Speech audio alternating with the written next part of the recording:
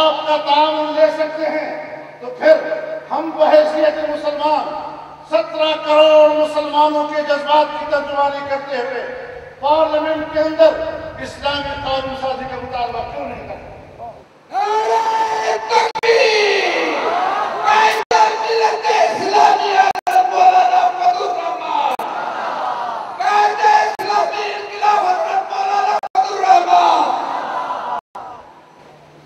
تو میرے محترم دوستو،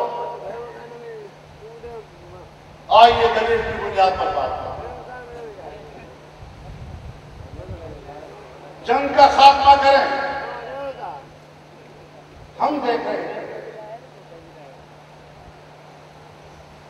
فرنٹیئر اور بلوچستان میں جمعیت علماء اسلام ایک سیاسی قوت ہے۔ کیا وجہ ہے کہ جمعیت علماء اسلام کے مدارس پر بمباری کی جاتی ہے؟ جمعیت علماء اسلام سے وابستہ دیہاتوں پر فوج کشی کی جاتی ہے۔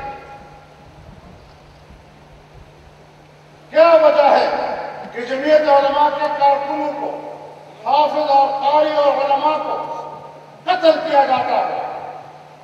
ان کو جیپوں کے پیچھے رسیوں سے باندھ کر گھسیٹا جاتا ہے۔ کیا ایک مسلمان ملک میں ملک کی اسلامی فوج کے لیے یہ بات جائز ہے کہ وہ پاکستان کے مساجد پر بمباری کرے، وہ پاکستان کے مدارس پر بمباری کرے، وہ پاکستان کے علماء اور قاری اور حفاظ کو گولیوں کا نشانہ بنا کر اور پھر ان کو جیپوں کے پیچھے باندھ کر زمین پر گھسیٹتے رہے؟ اور پھر ہم اس پر آواز بھی بلند نہ کریں، ہمیں رونے کا بھی حق نہ دیا جائے، ہم اس پر احتجاج بھی نہ کریں۔ ہم ہندوستان کے قبضے میں نہیں ہیں، ہم ایک کافر فوج کے قبضے میں نہیں ہیں، ہم پاکستان کے اندر ہیں، پاکستان کی سرزمین پر ہیں۔ پاکستان کا کوئی ادارہ اگر آئین اور قانون سے ماورا مجھ پر ظلم کرتا ہے، میں اس کے خلاف احتجاج کی صدا بلند کرتا رہوں گا۔ کسی کا باپ بھی ہمیں احتجاج کی صدا بلند کرنے سے نہیں روکے۔ نعرہ تکبیر! قلب مفتی زندہ تھا، قلب مفتی زندہ تھا۔ قائد جمعیت قلم پڑھو، قائد جمعیت قلم پڑھو۔ نعرہ تکبیر! ہم نے پہلے دن سے کہا ہے کہ طاقت کا استعمال مسئلے کا حل نہیں ہے۔ آج امریکہ مسئلے کے سیاسی حل کے لیے بھیک مانگ رہا ہے۔ مسئلے کے سیاسی حل کے لیے افغانستان کے اندر بھیک مانگ رہا ہے، پڑوسی ممالک سے بھیک مانگ رہا ہے۔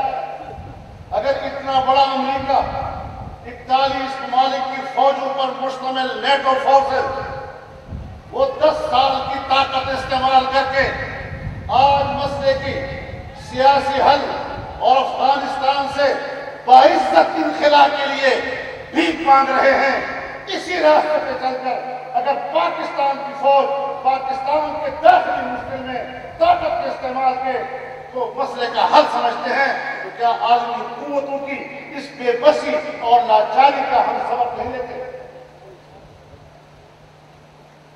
میں ان سیاسی پارٹیوں سے پوچھ سکتا ہوں کہ جب ہماری فوج بنگال میں آپریشن کر رہی تھی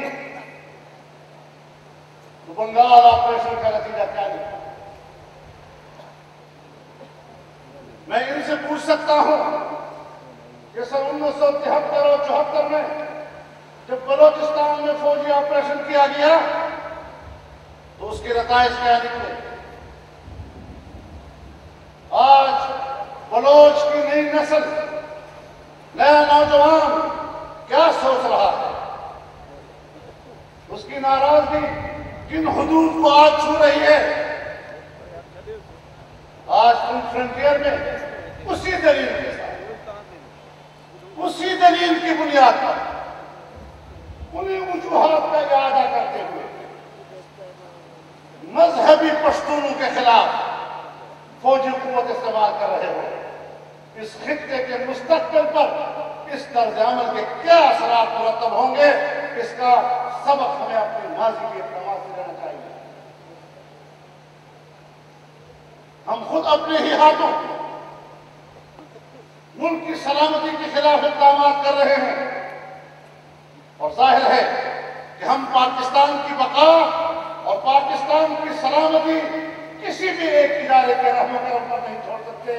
ہم جمعیت علماء کی سطح پر، مذہبی قوتوں کی سطح پر اس ملک کی سلامتی کی جنگ لڑیں گے، اور اگر کسی نے بھی اس ملک کے مفادات کے خلاف ملک کی ریاست کے وسیلوں کو استعمال کرنے کی کوشش کی تو ہم اس کے مقابلے میں کلمہ حق بلند کرنے سے باز نہیں آئیں گے۔ نعرہ تکبیر!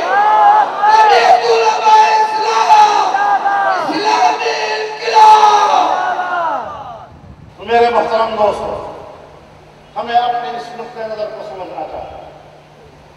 ہم دشمنی کی پالیسی پہ نہیں چل رہے، ہم نصیحت کی پالیسی پہ چل رہے ہیں، ہم ملک کی ہمدردی کی پالیسی پہ چل رہے ہیں، ہم اپنے ملک کے اداروں کے باعزت مستقبل کی جنگ لڑ رہے ہیں، اور ہماری حیثیت اس قوت کی ہے کہ جناب رسول اللہ صلی اللہ علیہ وسلم نے فرمایا کہ اگر سمندر میں چلتے ہوئے جہاز کے نیچے کے عرشے والے اگر پانی حاصل کرنے کے لیے، دریا کا پانی حاصل کرنے کے لیے اپنے حصے کے نچلے تختے کو توڑنا چاہیں اور اوپر کے عرشے والوں نے ان کا ہاتھ نہ روکا، نیچے والے بھی غرق ہوں گے اور اوپر والے بھی غرق ہوں گے۔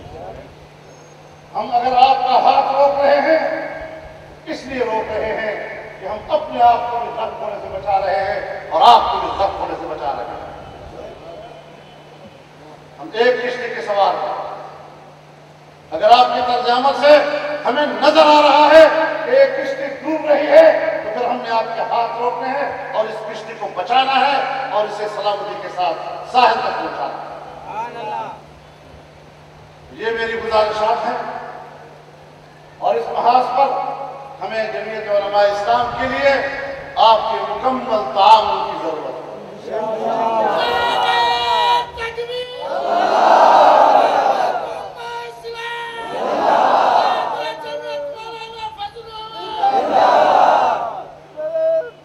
میرے محترم دوستو، ہم نے ہمیشہ ان لوگوں سے کہا ہے آپ جمہوریت کی بات کریں، ہم جمہوریت کی بات میں آپ کے ساتھ، آپ صوبائی حقوق کی بات کریں، ہم صوبائی حقوق میں آپ کے ساتھ، آپ ایک منتخب حکومت کے استحکام کی بات کریں، ہم اس بارے میں آپ کے ساتھ ہیں، آپ آئین کی بقا کی بات کریں، ہم آئین کی بقا میں آپ کے ساتھ ہیں، لیکن اگر بات اسلام کی آئے گی، اسلامی اداروں کی آئے گی، اسلامی تہذیب و تمدن کی آئے گی، اسلامی اقدار کی آئے گی، تو اس میں آپ کا بھی فرض بنتا ہے کہ آپ ہمارا ساتھ ہیں۔ تعلق دو طرفہ ہوتا ہے، ایک طرفہ نہیں ہوا کرتا۔ آج مغربی دنیا کیا کر رہی ہے؟ مغربی دنیا آج اسلام کا مذاق ہو رہا ہے۔ کبھی کہتے ہیں یہ تمہارا جو قرآن ہے، نعوذ باللہ، اس میں ایسی صورتیں ہیں اور ایسی آیات ہیں جو ہمارے خلاف نفرت پیدا کرتی ہیں، تم قرآن سے ان کو نکال دو۔ انہوں نے قرآن کو بھی